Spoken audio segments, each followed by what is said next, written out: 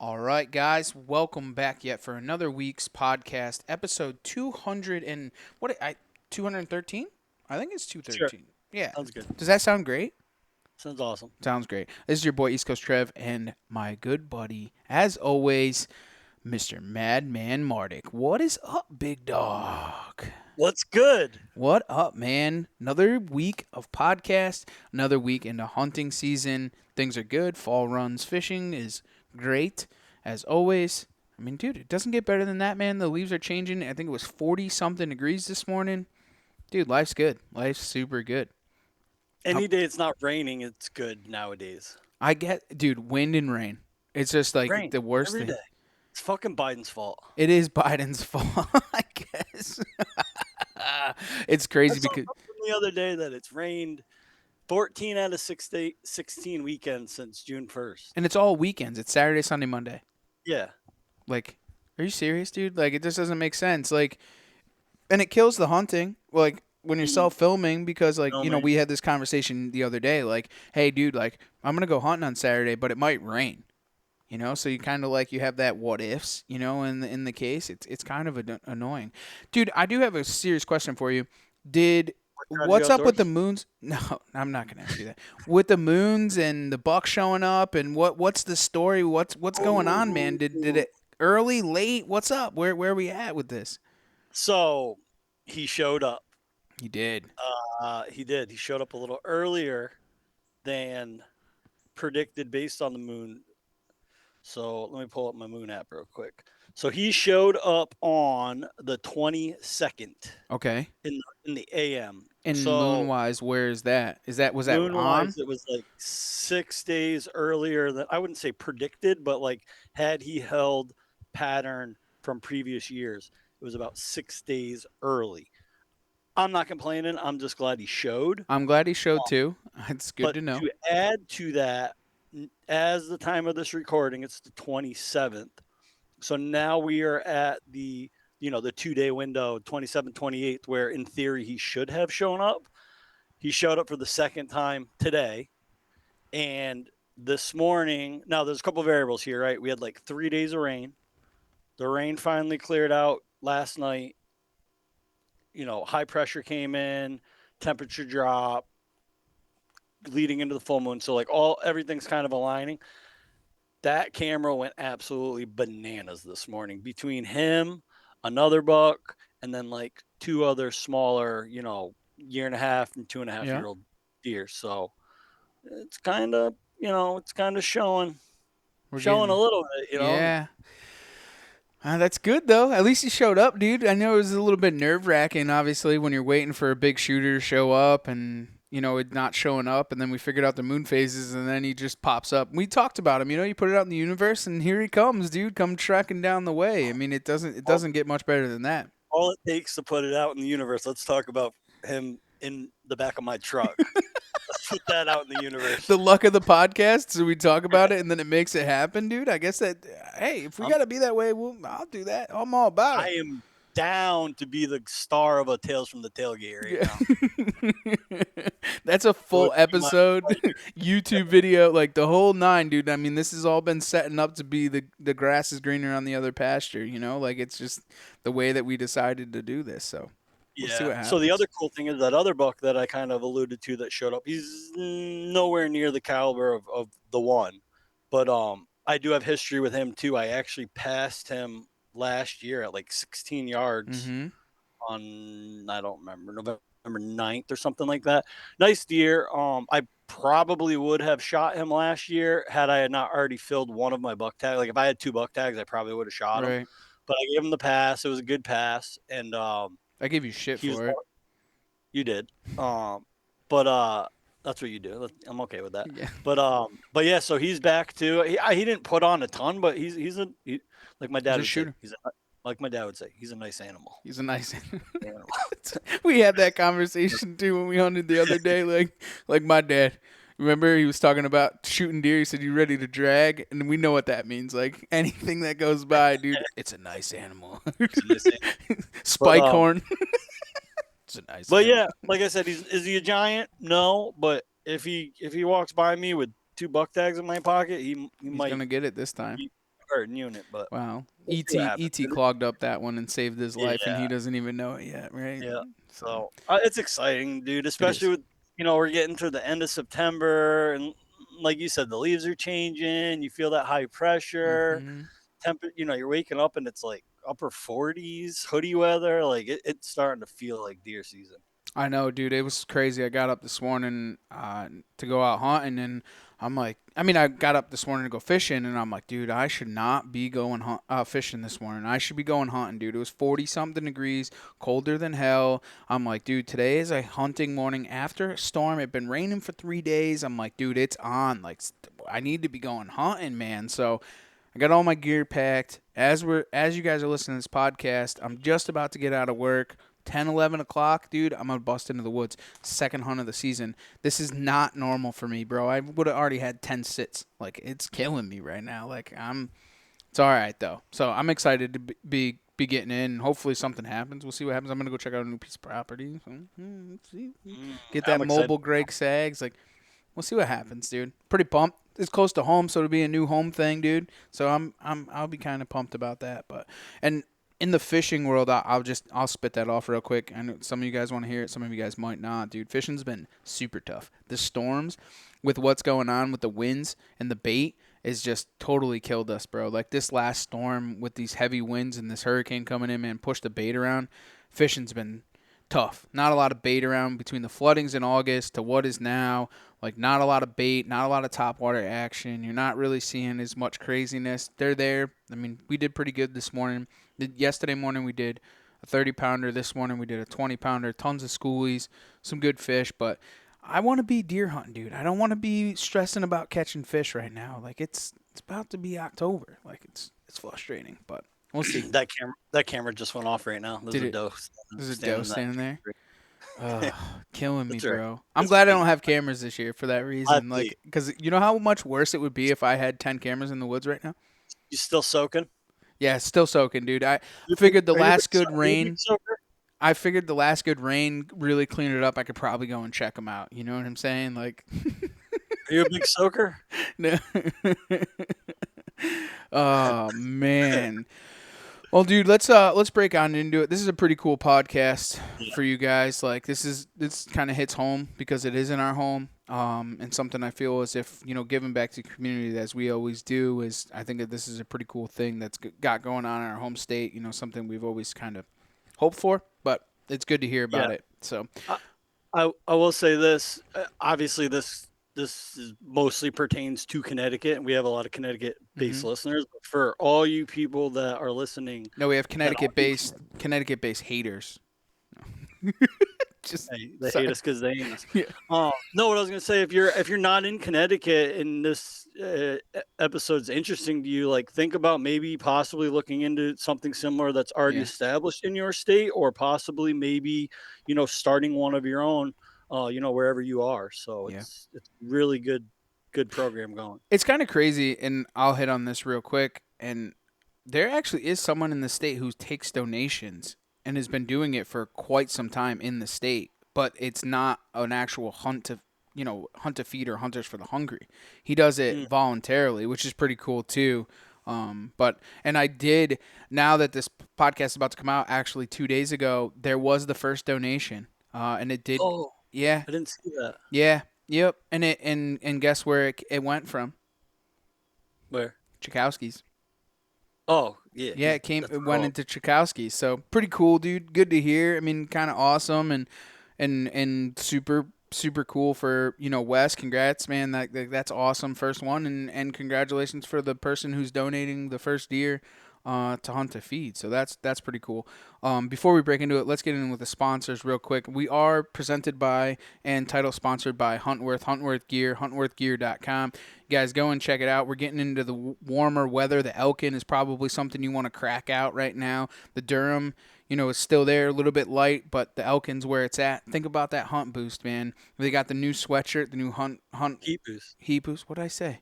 Hunt boost. Oh. The heat boost, the new heat boost sweatshirt. I don't know, man. I'm looking forward to that. Oh, That I thing's know. gonna I gotta be get my hands on one of those. me too, man. Looking forward to that. No Racer Game Calls, noracergamecalls.com. There is a couple of grunt tubes left in stock, guys. Let's get those things sold. Get on over to nor'eastergamecalls.com and get them in close. The cold weather's coming, man. It's time. It's time to have your grunt tube in your backpack and start thinking about that. It's only a couple weeks away before we're going to be using those a ton. So get on over to nor'eastergamecalls.com. latitudeoutdoors.com. Still using the promo rope upgrade just on your ropes. You can get I think it's 25% off actually on the ropes when you're doing the upgrade, and then you can actually use our promo code outdoor drive also to get off on all the rest of the products that you are getting if you're not getting the ropes. So make sure to get on over to latitudeoutdoors.com. Make sure to check out their stuff called The Grind. That's Grit. super. The grit. I'm doing good today, man. I thought I was doing good. You should hear the shit you said that I didn't correct you on. Yeah, well, we'll get there. So the grit.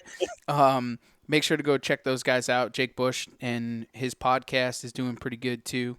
Go and check those boys out over at Latitude Outdoors. And last but not least, Bow Hunters United, guys. Let me break this down for you guys real quick because I have just recently been informed that Bow Hunters United is now a free platform. You can get on there. There is no paid platform anymore. It is only a free platform where you can get on there and sign up for the advocates of the bow hunting world, guys. Make sure to get on over to Bow Hunters United and sign up ASAP. It's the most important thing for us as bow hunters, for the things that are going on in the world. They advocate for all the things in the higher up, the politics and all the good stuff that we like to talk about. Make sure to go and check those guys out, bowhuntersunited.com, and make sure you get that stuff. So are you signed up for Bow Hunters United? I think so, yeah. Yeah, I am I, too. I was a paid partner. Well, I was a paid one too, but I should probably get on over there and check that stuff out. So we're super pumped for that. So all right, now that I totally screwed up this whole entire intro, You got the Bow Hunters United one right. that's good. At least I got something right. Making headway. Yeah, well, here we go. Well, guys, let's get on over to Wes, man, with Hunt to Feed, the Hunters for the Hungry. Super cool podcast, super cool concept, and like Steve said, if it's not pertaining to you here in the States, it can be pertaining to you.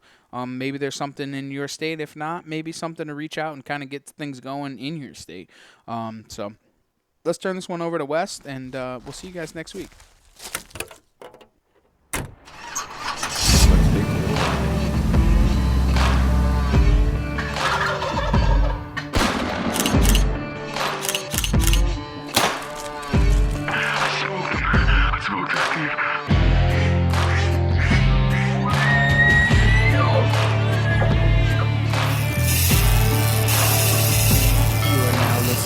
The Outdoor Drive Podcast.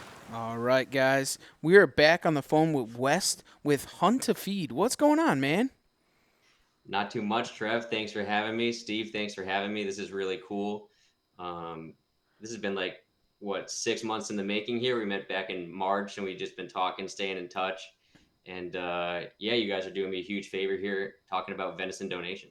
Yeah, man. We're actually looking forward to it because I think that it's something that's it's always in the back of my mind, one of those things that I think that the state needs, and I didn't know that this was even a thing. And when you approached us at our booth in Mohegan, I was like, oh, this is super cool. This is what this state needs. And you see it a ton on a lot of the social media pages. Guys talk about, hey, is there a Hunt to Feed or whatever, or Hunters for Hungry is what we would call it, right? And yep, you don't see much of it, so it's good to see.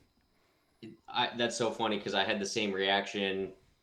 Going about a year ago, I was just watching some hunt filmers like yourselves, and these guys down in Tennessee, they're talking about getting does and donating them to Hunters for the Hungry, and I'm like, what is that? That sounds cool. Like they get to donate venison and share that with people. So I started looking into it, and I come to find out that there is no venison donation, no organized venison donation here in Connecticut. So I kind of looked into it a little deeper, and I found out there was a program that did exist from 2012 to 2016. Those guys were also known as Hunt to Feed. but they had the same association that I do, working with the NRA under the Hunters for the Hungry title. So I kind of called those guys. I called the NRA. I started asking around what's happening, what's the deal here, and they just said, time, place, money, it wasn't right. So they kind of disbanded their efforts in the program. And the NRA said, we're looking for somebody to start up in Connecticut. And I just kind of took it and ran with it. I was excited by the idea that we could share venison with people, not only, but then might not access venison daily, but they might not access food on the regular either. So being able to help people that are in a tough spot, they suffer from hunger in general or food insecurity. It was a big deal. And I just thought it was something that seemed like if you just brought the right people together, we'd be able to help out a lot of people here in Connecticut. All right, great podcast. Thanks for joining us. No. He just went through like the whole spectrum right off the rip, man. Let's wind it back, man. We'll do it how we normally do, right off the rip. Why don't you tell everybody who you are, where you're from, and a little bit about what you do, man? Yeah, so my name is Wes Monbaron. I run Hunt to Feed here in Connecticut. We're a venison donation program. Kind of like I mentioned, we're under the umbrella of Hunters for the Hungry, which a lot of people are familiar with.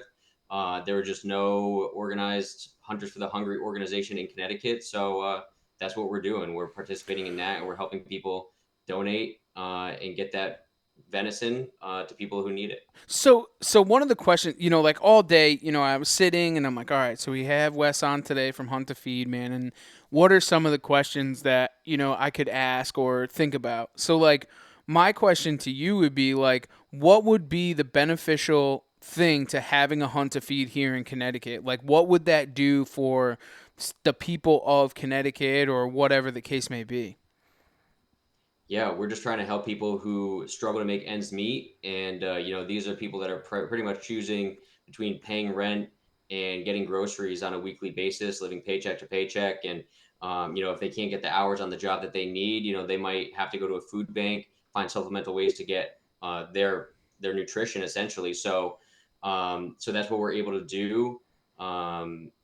Connecticut is one of the states that has a lot of deer tags available to hunters. So just kind of bringing those people together, from the hunters to the butchers, and being able to get this meat to Connecticut Food Share. That's who we're donating through, and they're going to help us disperse that venison to the people who need it most. So how would the people of the area even be able to get that donation given to them? Like I just don't understand where it comes from or where it stems from. Yeah, so Food Share, we're leaving that up to Food Share. Okay. Pretty much right now, I'm a one-man army on this, so kind of got to pick my battles and the fights that I'm willing to put up at this point in time. And the one thing that when I was looking into different food banks and who would be able to accept venison, and how we can even get that out to the people, like you're saying, individual families, those who need it most, it seemed like the efforts that Food Share is putting in and their connections and their ability to distribute food was the highest and the most efficient from the people that I talked to. So it's a little bit of a bigger operation. So it's, I don't have a town by town impact necessarily, but as a whole, we're able to help the people of Connecticut fast, and we're able to do it with fresh venison. So that was pretty powerful. When a hunter goes and they donate venison through a butcher, they drop it off at a butcher, and then I get a call. And Food Share will pick that up within 3 days of that deer being donated. So that's going right out within a couple days, from freezer to family, in almost no time at all. That's crazy. So then what does your organization Hunt to Feed have to do with that? You're the one that lines all this up and gets this all in motion? Yeah, we're the organizer more or less. So we're bringing everybody together in the equation here. So I've gone out and I made those relationships with the venison butchers that we still have here in Connecticut.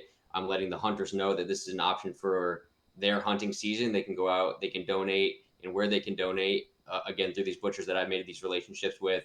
And also brought Food Share into it all. So they know where the venison is going to be donated, and where they can pick it up from once they receive that phone call. And then the missing piece to all that is money. So I'm out there trying to fundraise, get some cash, a little bit of capital in there so we can pay for the processing cost. Because really, the beauty of this whole program besides being able to help people that need the food, is that the hunters are able to donate totally free. It doesn't cost them anything other than the meat that they're putting on tables. So that's it, man. So just really bringing everybody together, making sure that there's the pieces in place for the program to function and operate, from the money to the butchers to the outlet to get the food to the people. So that's what we do at Hunt to Feed. At this point, I mean, how many working butchers are you working with to be part of the Hunt to Feed? We have 7 butchers that we're going to be working with for the 2023 season.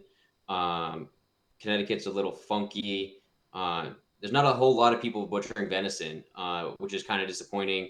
But you know what I mean? I'm not here to really be down on that. I'm really proud of the people that we do have on board with us.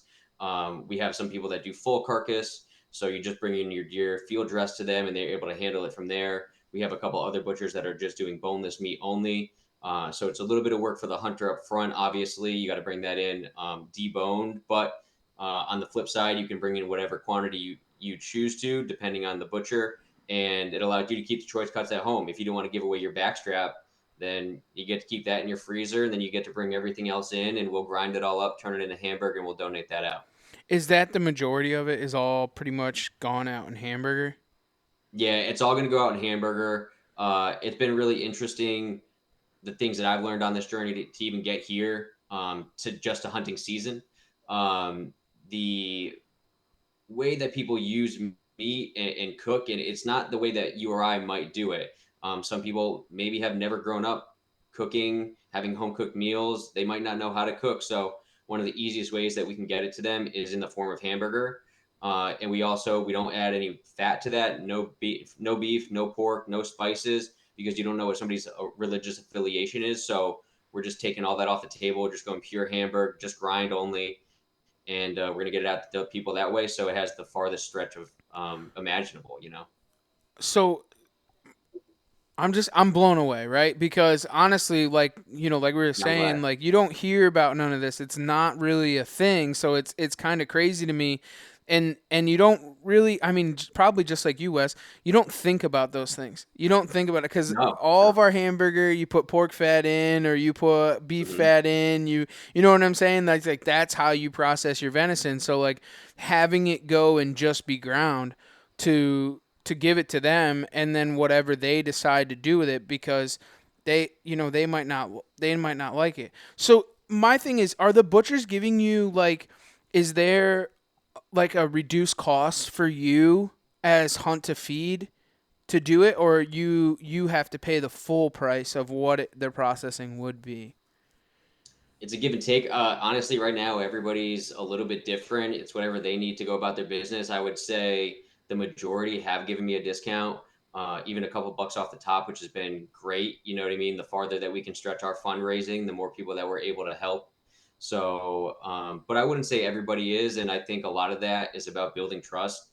You know, this is our first hunting season, so we have a lot to prove. We have to prove that we're reliable. We have to prove that we can pay for this, and we have to also prove that it's an easy process for these butchers to participate in. So, I think through time, we're going to be able to maybe get some reduced rates. We're able to provide things back, especially to the butchers. You know, they're really the backbone of what we're doing. I've been sending out some emails today to some of our partners and telling them we just got this program approved through, they're called Ultrasource. They're a butcher supply company. And for doing what we do, they're able to give our butcher partners a small discount on certain things that they buy often and regularly, like knives and boots and bags for their meat. So, you know, just being able to give back in little ways to the butchers like that. Hopefully, they can see the value of working with us. Hopefully, they can start working with Ultrasource, save a bunch of money on their back end, and you know, maybe find it in their hearts to turn it over to us on a little bit on the front side there. So that would be That's awesome. and I mean they have to make a living too, but on the same Oh token, yeah. like they're giving it back, you know, to the community and what the community has. Now, is this a obviously, you know, like through your social media and stuff, I've noticed that you like have gone to like bigger meetings with other corporation, like the bigger the I guess the bigger picture of that. Like, can you explain that and what that actually is? That it's not just you in the Connecticut based area, that this is a global thing that's going on. Yeah. So, like we both alluded to earlier, I work under the umbrella of Hunters for the Hungry through the NRA, and a bunch of us decided that in August we wanted to meet up, so we went down to San Antonio. I'm still mad at whoever scheduled a meeting in San Antonio in August, but man, it was 110 degrees down there. It was sweltering. It was unreal. It was unreal. But there's 28 programs in total. So 28 states participate in venison donation. Only 9 of us were able to make it down there. It was really, really interesting. Again, the things that you just learned from people that have been doing it. States like Arkansas and Tennessee have been donating for going on 20 years. So these programs are pretty ingrained. They do some interesting things, between just being able to bring in more venison to their program, fundraising, and how they're able to get that out to their states and their local communities. Really interesting stuff. Um, I learned a lot, and learning from these guys that have experience was undoubted. It was priceless because coming up again, this is our first year, so we're taking all the information we can, and we're trying to figure out how we can best apply that to what we're going to be doing here in Connecticut. So, some really cool things that we learned down there in San Antonio. And one of the other interesting things was we got to actually tour a food bank. The San Antonio Food Bank is one of the largest in the country, and they just built themselves a venison butchering facility on site. So they have people bringing venison directly to the food banks. The food banks are taking it in, they're processing it, and they're donating it to people that walk through their doors daily. So it's pretty awesome down there. So this is kind of so it's kind of crazy. My background is actually butchering, right? Been doing it Okay. my entire life, venison butchering, so on and so forth. Right. Awesome. Where does and how do these states allow it without it being USDA approved, or is there like a cleanliness aspect to this, or how does this all work? Because I mean, we all know, and we talk about this stuff constantly as outdoorsmen, like not everybody treats their game the same way, right? So how Right. do what where's the yeah, where is their preparation or their prevention to having, the cleanliness side of the venison before it goes out to, hunt to feed or whatever? Yeah. It's a great question. It's one of the things that I've kind of struggled with because, um, you know, a lot of butchers in Connecticut, I would say 98% of them work strictly USDA only. They don't mess with any wild game. But here in Connecticut, it's written legally in the law that wild game can be donated for food if it's taken legally with a tag. No Okay. roadkill, so that's a big misconception. Sometimes people get into an accident or they see a deer get hit driving, and they want to be able to donate that or find some way to make use of that, which is a fantastic idea. But we just can't donate that as a food, but you could take it personally and utilize it.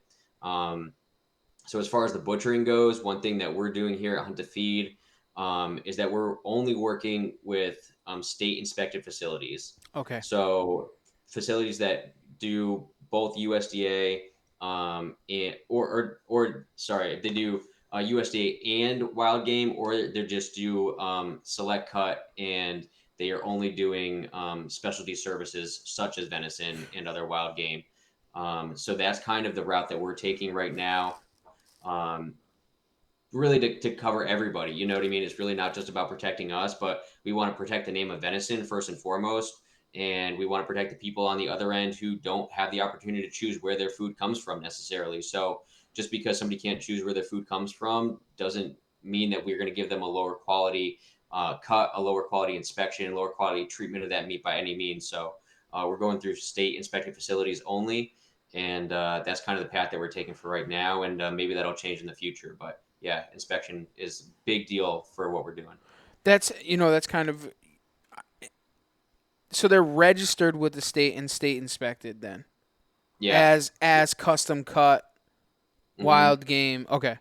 All right. So Yes. it's not just Everybody. a mom and pop garage style, like it is a registered with Yeah. the state. And Exactly. And that's been it's been good. I'm happy about that. That's a decision decided to make for this year. Um, but it is a little heartbreaking. I've had a lot of butchers reach out to me through Facebook, and just guys that do it. You know what I mean? They have notoriety in their communities and they're mhm. respected amongst their peers. And they say, I've been doing it for 30, 40, 50 years and I have a good reputation, all this stuff.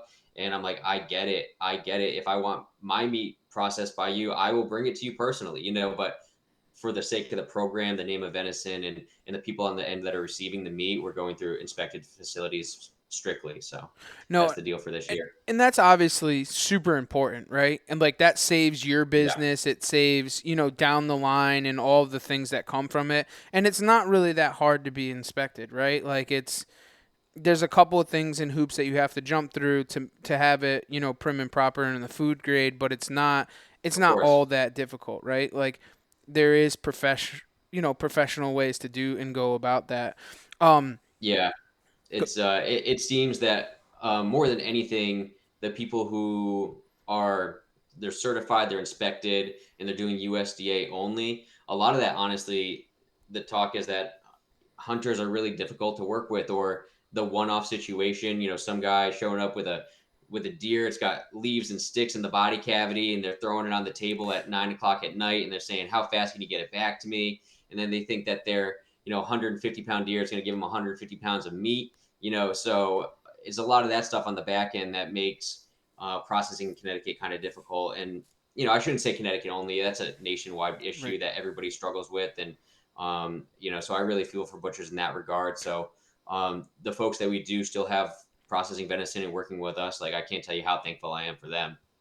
Yeah, and it's kind of funny. I'll recap on that. Like a lot of people do realize that they think that because they brought a 150-pound animal that they're gonna get 150 pounds of meat left. I mean, or in return.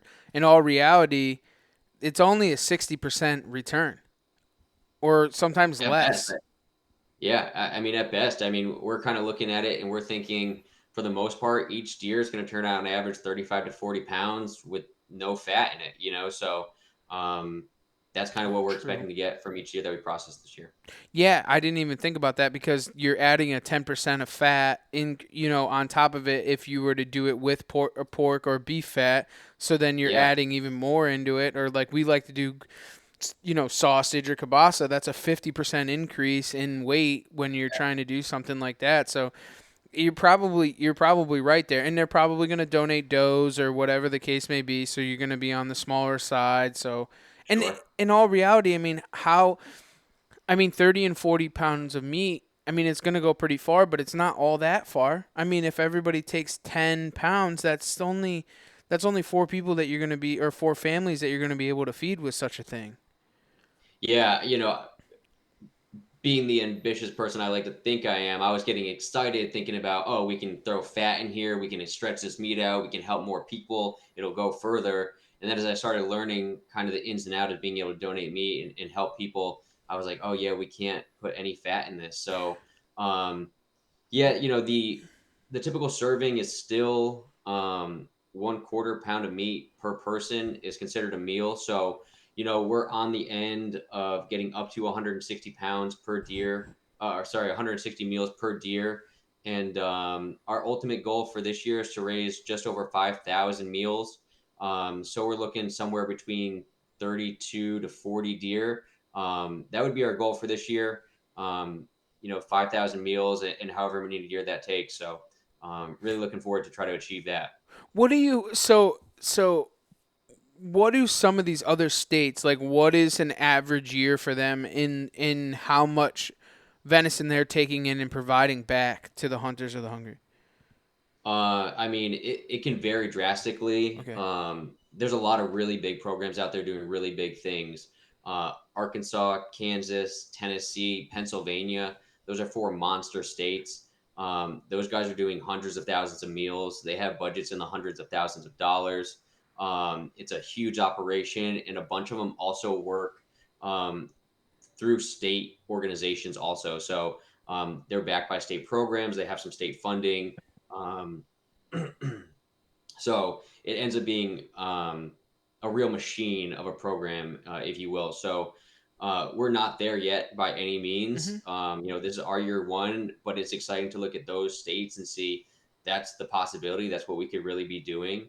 And there's no reason that we can't get there. Between fundraising and spreading the word, doing things like this, talking to guys like you, Trev, and it's going to help us get there. But yeah, it's going to take time. It's going to take hard work, and and so eventually we're gonna have bigger goals. I would love to be able to get involved with the state and get some state funding, and that's kind of one of the things that I'm learning a lot about right now is being able to get some funding and being able to stretch this program and our ability to process deer. So I think that, like, to be honest, and this is my own opinion, and being here my entire life, and so on and so forth, I think that like you have a complete and utterly gold mine here. Like as far as the whole Hunters for Hungry here in Connecticut, because of the number of deer that we're allowed to take here in a Oh yeah, season. So and you think about like a state like Pennsylvania. We'll call that for one, right? There's maybe a lot more people, but they can't take a quarter of the amount of deer that we can take in this state. Like with exactly. with all of our tags, I mean, we're over a dozen deer if you take all of your seasons. And that's not included in the southern zones of 11 and 12 where it's an earn a buck, and virtually an unlimited tags where you can turn around a lot of venison in this state. Like it's not that hard, because you can take so many animals on, in a season basis. So like I think it's honestly a gold mine there and in that aspect of it. And then the second aspect I think that would be is that because there isn't anything like that and there is a lot of poverty, I think, like so I think that something like that, I don't think that it would be very far fetched to get the state to be involved in something like that where they have those type of avenues or at least connect you with some of the people that may be able to do something. Yeah, yeah. It's about building those connections right now and really seeing how far we can take it. I agree that there's so much opportunity here. I mean, that's one of the things that made my eyes light up when I saw that there was no venison program in Connecticut. Like you said, you can get over a dozen tags per hunter in this Mhm. state. And last year there was over 42,000 hunting permits issued in the state of Connecticut. Um, and a hair over 10,000 deer were harvested in return for that. So, you know, obviously there's not a lot of people out there getting probably a dozen deer out there. It's probably few and far between if you're not doing crop damage, but there's guys that are out there getting 2, 3, 4, 5, 6 deer, and they're giving it to their friends, their families, they're helping to feed people. But I think for guys that like to spend time in the woods, they have tags to burn, they have the implements to do it all with. You know what I mean? There's a lot of opportunity out there, and it makes me excited to think about what we can accomplish. And like you said, getting the state on board and how we can participate in things that they have going on. We've been talking to the state a bit, and even things like being able to work with the environmental police, the modern day game warden, and even taking poached deer and being able to turn that into a donation. We're looking at even getting deer from airport cullings. You know what I mean? Bradley and some of the other airports in the state, they got to take deer off their properties. So are we able to help those guys and give them an outlet to be able to donate that venison in return? I got a plan. You can get me and Steven on the coal hunts, and then we'll donate the deer to Hunt to Feed. That's it, man. I'm on board. Say no more. You guys are on board. You're part of the team. No, and just like that, like I think that there's a lot of avenues that they do here in the state that could potentially roll into what you're trying to do and kind of boost that. Like I'm all for it because I think it's a great thing. Like I constantly and guys that we don't have a lot. I mean, maybe not, but I don't see like our state is not always like a destination state where like guys are like just No, coming it's here to not. hunt. So like I know like when I destination hunt, I'm always donating my stuff to like local churches or whatever the case may be because it's Mhm. 10 times more work for us to get it back home. You know? It is. It really is. And that's the other thing is like food banks in churches, they can take that stuff and they normally like Tennessee is one of the states. So what ended up happening, I shot a pretty big buck in Ohio. The Bones, who I was with, Eric, he then donated. He took the meat. I paid to process it, and then he took the meat and then donated it to his church. But like, Amazing. but what are you supposed to do with it? Like, I can't bring all of that stuff home. Like, it's just easier to do it. So you almost wish that we were more of a destination state, so that we Yeah, in would have more. situations like that, for sure. Yeah, I know, but definitely becomes more complex too as you get out west and you start dealing with CWD and the complications that causes for donating. We're really fortunate. donations aside that we don't have CWD here. I know the states out there testing for it, and yeah, exactly. Knock on wood. Um, it's not going to stop us. Fingers crossed. Hopefully it takes another decade, Mm-hmm. maybe never to get here. But I think inevitably the conversation is going to be around CWD in Connecticut, and it's not going to stop us from donating. It's just going to help us manage it, and maybe we can be a proponent for how to safely manage and harvest venison when CWD is in the population. So, but you're right, when you're out west and you're hunting some of those bigger states, it gets complicated from where you can harvest a deer from, where you have to have it processed, what are the restrictions from taking it out of state or out of county, and just kind of what that means for programs under the Hunters for the Hungry program and their ability to intake venison in some of those places for sure. So what ends up happening when it is a CWD state? Is there special precautions that end up having to be taken to try and do it? And the only reason I ask this is that our listener base is not solely just in Connecticut or the Northeast. So that's why I kind of bring this up, so that guys may not they might not directly be affected or be able to donate to, your organization, but they very well could donate to another organization that maybe they don't know about. So that's why I'm asking.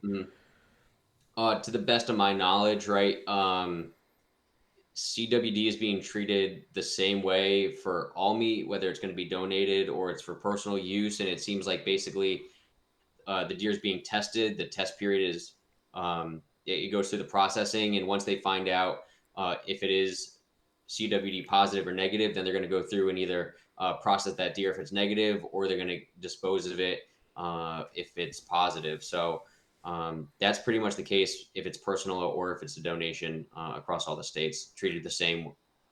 So CWD cannot be consumed by humans? Is that the deal Yeah. with it? So yeah. So there's probably somebody out there who's eating a deer with CWD, but as far as we know, it hasn't been passed from deer to human. But the concern is that CWD is a prions disease, which is the same thing as mad cow, and we do know the very serious negative side effects of getting mad cow in humans. So that is like the overall word on the street is basically, um, yeah, if you get a deer and it's positive for CWD, it's being very clearly stated that you should not consume it by any means. And I think they're burning all the deer, the bones, the meat. They're lighting that on fire at like 1900 degrees or something like that, because that's the temperature it takes to kill those prions. And yeah, keep it out from any kind of landfill. Even, that's the other thing, is you don't want skunks, raccoons, birds digging that up and dropping the bones and the carcass in another situation where it can get into the water supply. Now deer get it. Now it's passed on to humans, all that stuff. So yeah, some of these places are really, they're torching that meat and that carcass. That's crazy, because that makes a lot more sense now, because like when we would, so Connecticut being one of those states that like, and where it directly affected me was taxidermy, whereas like Yep. you can't take in from other states that are CWD states, or unless it had a clean skull cap or deboned, and that goes along with guys who travel. Like there's a ton of Yeah. people that will travel to other states that are CWD states and then come back with carcass or bone or even the head, and then bring it back to our state, and they don't have it deboned or debrained. And that's, Hmm. and a lot of people don't even know that if you do go to those states, you have to have that to be able to travel across state lines. And they don't play very well with that. Like they're very strict about it. Like if you get stopped with a carcass and it's coming from a CWD state or tagged in a CWD state, they don't take that very lightly. Like that's a Yeah. huge no-no. Yeah, it's a big deal.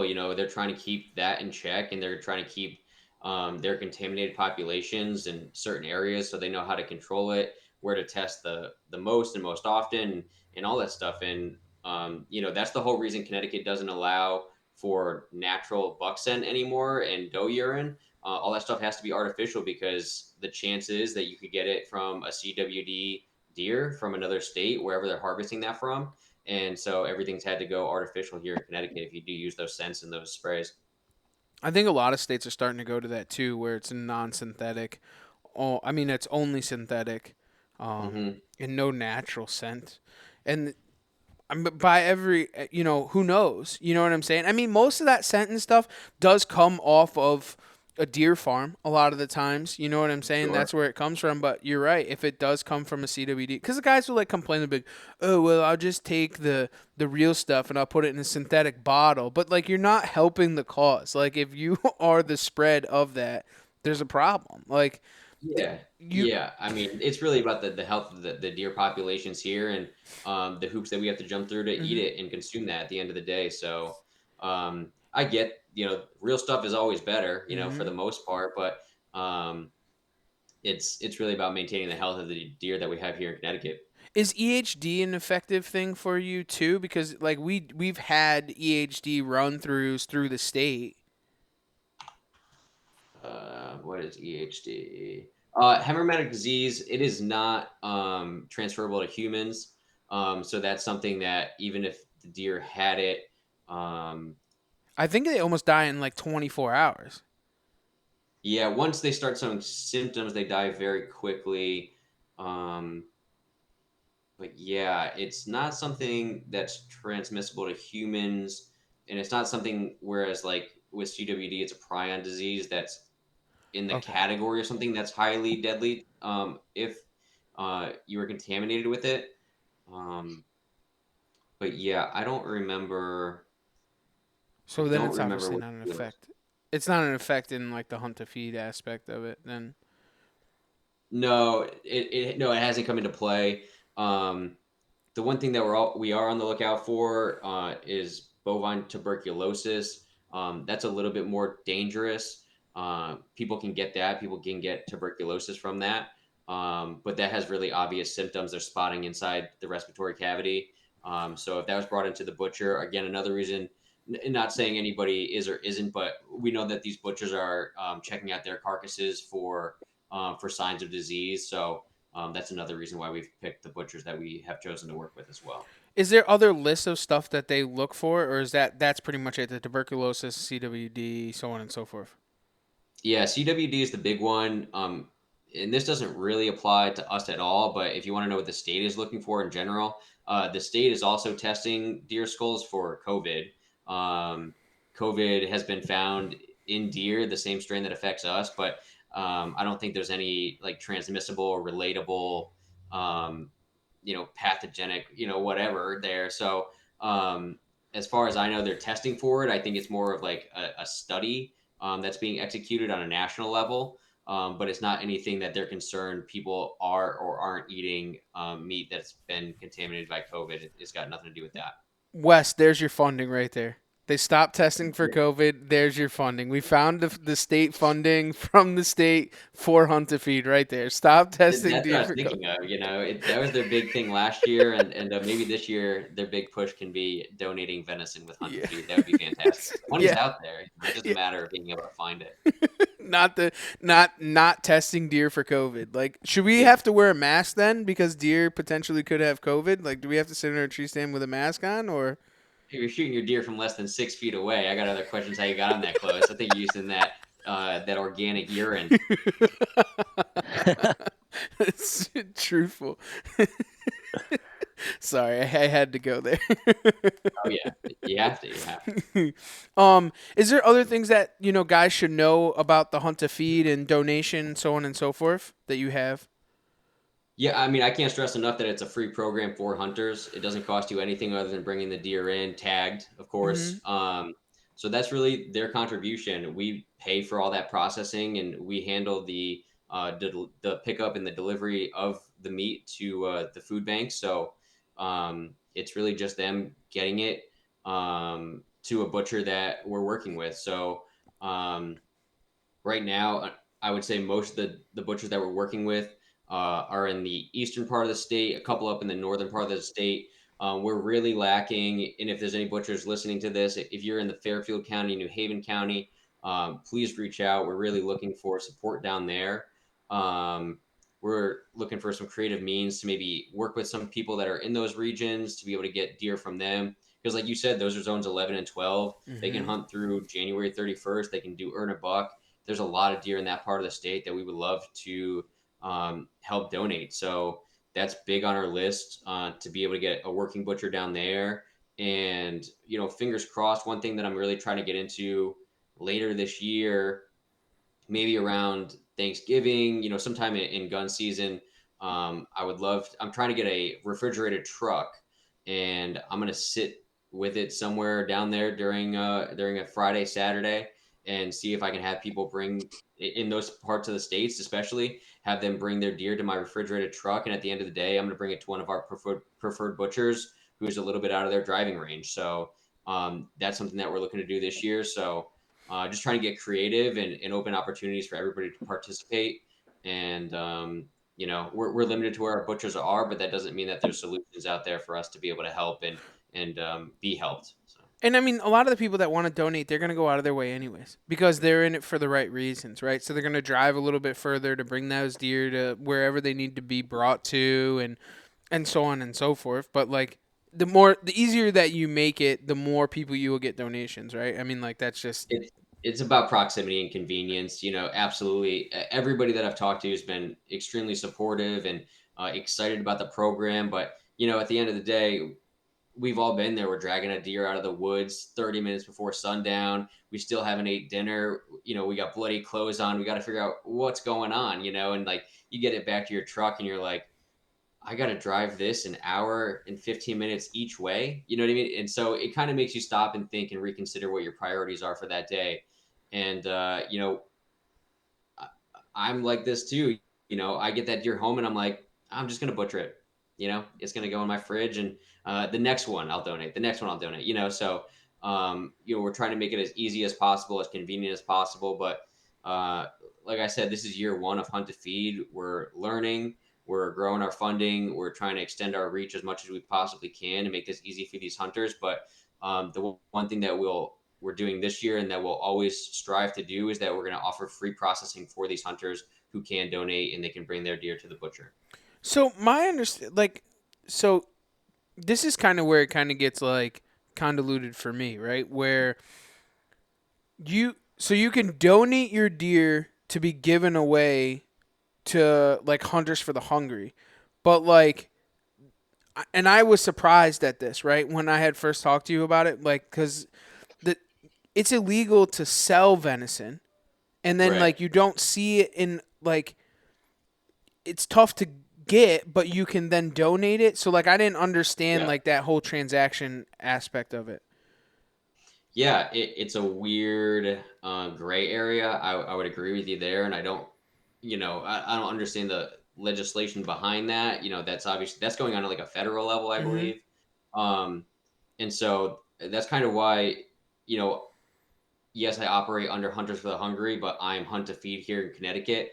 Every state has their own rules and laws and regulations about how they treat wild game. So just because of the way that we're handling it here in Connecticut is not the same way somebody can handle it in Pennsylvania. It's not necessarily the same way Mm-hmm. somebody can handle it in Idaho, so it's always different. So um, there's we're not just one program. We're unified, but we all have different ways that we have to be able Mm-hmm. to um, proceed and move forward in our own states. And so the way that it is in Connecticut, it's again legally written into the law that venison can be donated, wild game can be donated as a food source. So like you said, we can't sell it, which is fine. Mm-hmm. We're just here to give it away to the people that can make the best use of it. And again, the metrics are crazy. The amount of hunters that we have for the amount of deer tags that we can get. Um, it's it seems like there's endless possibility for us to be able to make use of that venison. Yeah, and I was just bringing it back up, like the fact that it's free, that it's that you don't have to worry about it, and it can be donated, and it's only as simple as a tag. Like you have to have your tag. You can bring it to the designated butchers, and Mm-hmm. then it will be processed and dealt with. You don't ever have to see it or nor deal with it ever again. Yeah, exactly. You just show up at the butcher, you say, I'm donating this through Hunt to Feed, and they have everything in place to be able to handle that and take it from there. And that's it. All It's right, really let's that get easy. off the business aspect for a second, Wes. Let's hear a little bit about Sure. you and why. What is the whole deal with why you want to do this? Like, what was like your goal in this, or what was like that triggering moment for you to why you even wanted to be part of this? Because obviously, this is a ton of work. This is not an easy thing for you to do. Like having to go above and beyond to have to get this thing up and rolling and off its feet.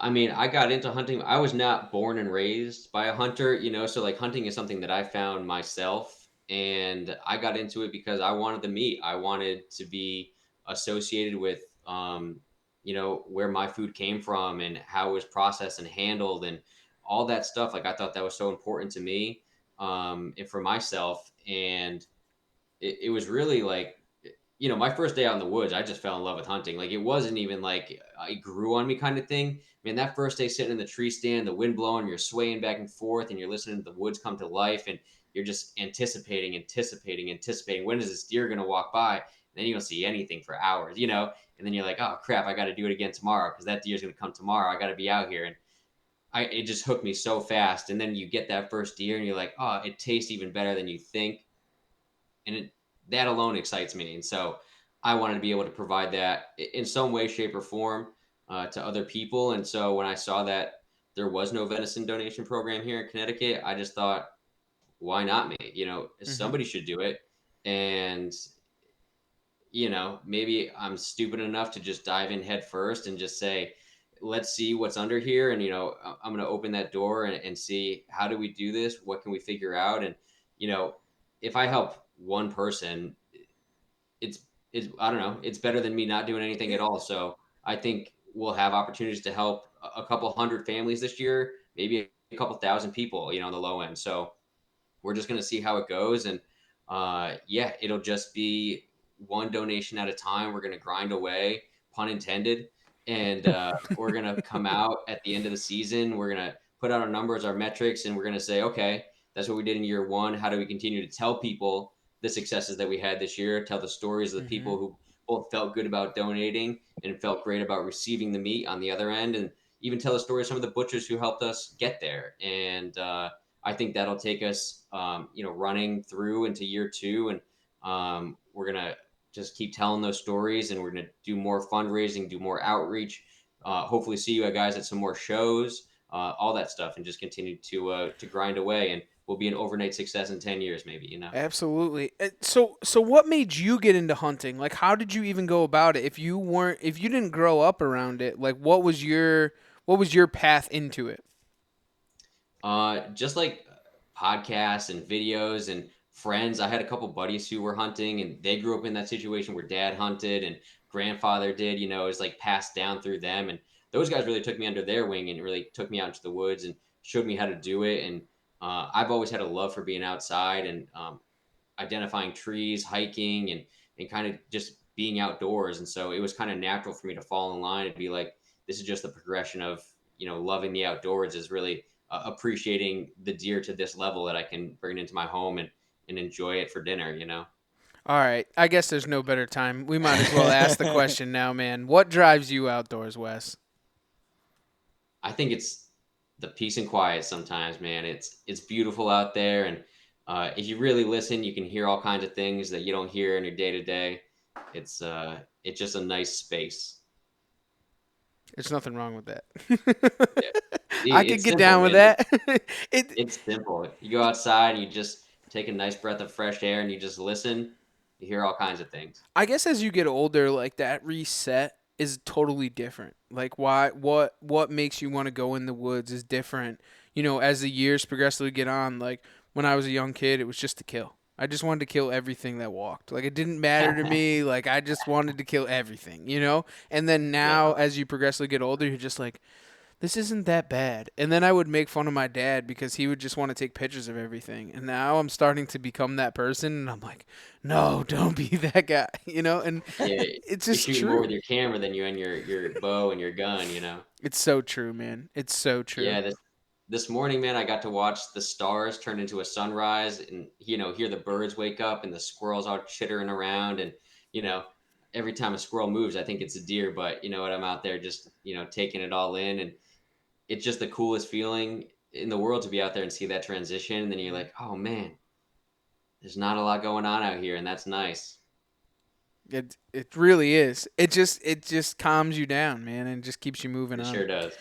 Wes, is there a website or anything that anybody can go and look and find the list of butchers, or kind of follow along with what's going on, or how they could donate, or any of the the fundraisers or stuff that you're doing to try and raise money if somebody did want to try and get involved and donate? Yeah, we got all that information on hunttofeed.org. So yeah, you can go on our website. You can find all the butchers that we're working with and where they're located in Connecticut, how to get to them. Give them a call if you need to, if you got questions about how to donate, or you can give me a call too. My information's all on the website. You can reach out to me at hunttofeed@gmail.com, or you can follow us on Facebook at hunttofeed also, and Instagram hunttofeedct. Trying to post pretty regular updates, keep people informed about who our butchers are, and any questions. People have been reaching out to me directly, and I'm so excited when I hear from everybody. So it's been awesome. Have you already started to get donations taken in already since the season has already opened, or? I have not, but which I'm excited about. I can't wait to post about that first year. I'm so excited. But I have paid a couple butchers cash already from guys that I know who are doing either crop damage or they're big time hunters, and they're just saying it doesn't matter when I get that first deer, if it's September 15th or if it's November 14th. I'm taking that deer in my bow and I'm bringing it right in for donation. So I prepaid some butchers already, so we kind of have everything just spring loaded, ready to go, and we're looking forward to these guys having a lucky day in the woods and bringing some meat to the butcher. I guess that's more of a reason. I might have to go hunting tomorrow morning. No. Get out there, man. Get out there. Love it, dude. Well, Wes, is there anything that you want to finish with, or that we didn't kind of touch on before we kind of close the doors, or?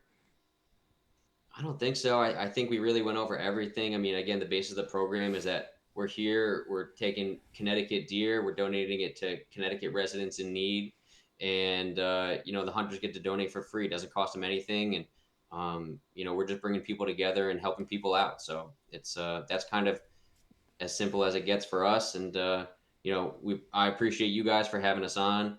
Thank you, Trev. Thank you, Steve, and appreciate everybody listening. And I hope that even if you're listening from out of state, you get online, find a local venison donation program in your state, and you can find a way to participate if you have a good season in the woods yourself.